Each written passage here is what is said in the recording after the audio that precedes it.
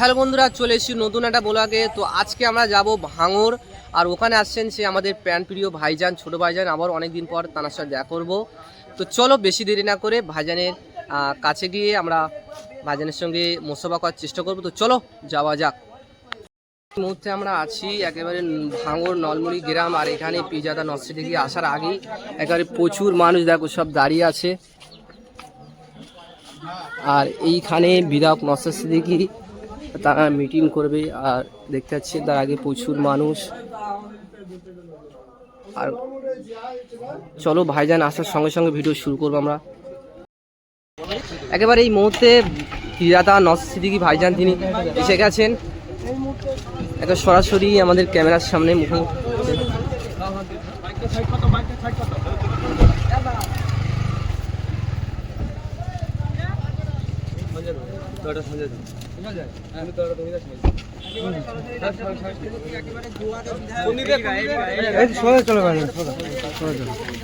এখন ভাইজানকে ফুল দিচ্ছে ভাই।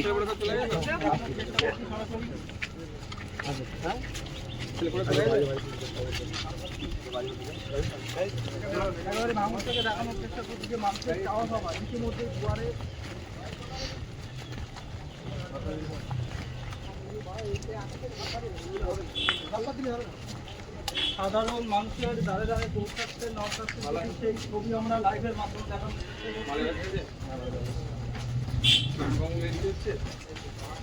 গাড়ির কাছে জায়গা ছিল না, গাড়ির কাছে জায়গা ছিল না, ওই জন্য বলছি না আপনার ভাবতে পারছি।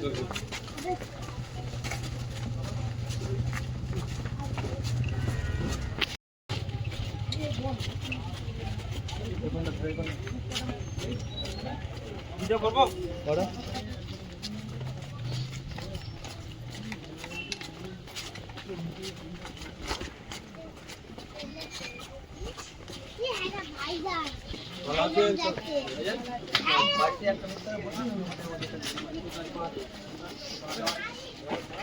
রেডি হয় না, ঠিক আছে তাহলে আমি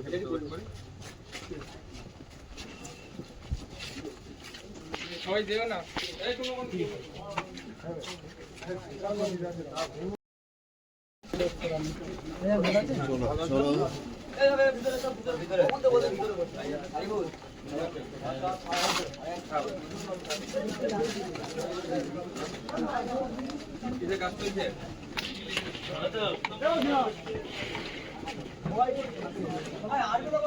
আগে চটটা তুলে দাও, আগে মানুষজন যারা এসে কথা বলবে চটটা একটু তুলে রাখো ভাই।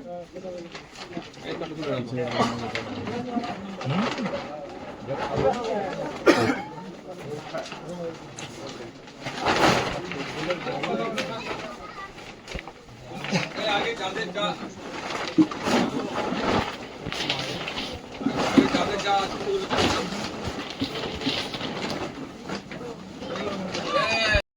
নষ্ট করেছে, ওইখানে একটা সাম্প্রদায়িক উত্তেজনা ছড়ানোর চেষ্টা হয়েছে।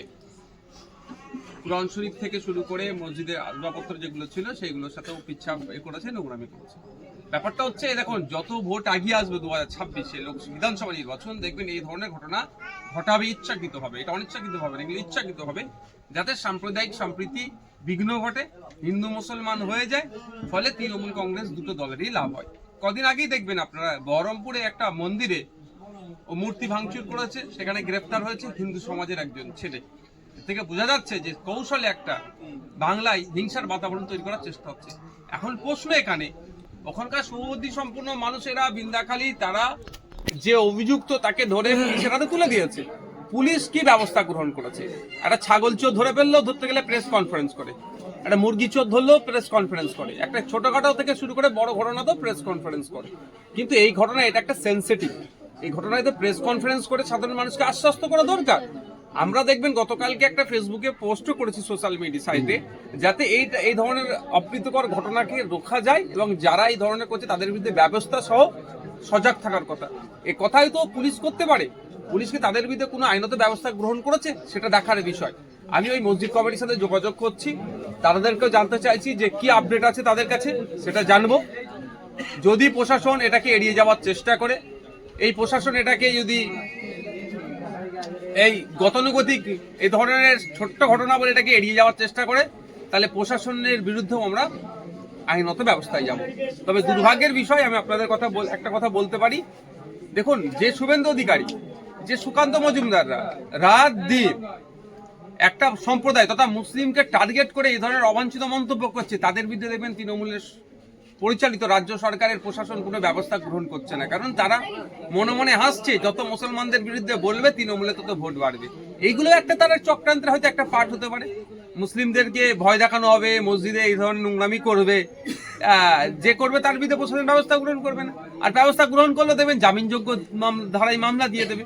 এটা তো জামিনযোগ্য ধারায় মামলা দিতে হবে। এটা দুটো সম্প্রদায়ের মধ্যে আপনার যাতে অশান্তি তৈরি হয় এই পরিকল্পনা, এটা এদের বিরুদ্ধে তো রাষ্ট্রদ্রোহী মামলা হওয়া দরকার। দেশের যে সম্প্রীতি, যে ঐক্য সেকুলারিজমের উপর এরা আঘাত দিচ্ছে।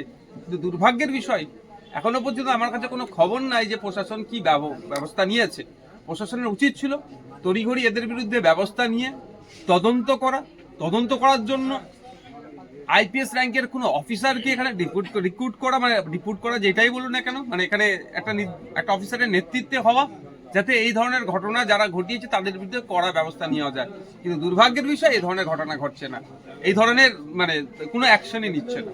অভিযোগ করছেন এলাকার মানুষ যে যারা ঘর ভাঙছিল তাদেরকে প্রশাসন না তাড়িয়ে, প্রশাসন এবং জনপ্রতিনিধি পঞ্চায়েত প্রধান উপস্থিত ছিল, তাদেরকে না তাড়িয়ে যারা বাড়িটাকে ভাঙতে রোধ করতে দিচ্ছিল তাদেরকে তাড়িয়ে ফাঁকা করে দিয়েছে।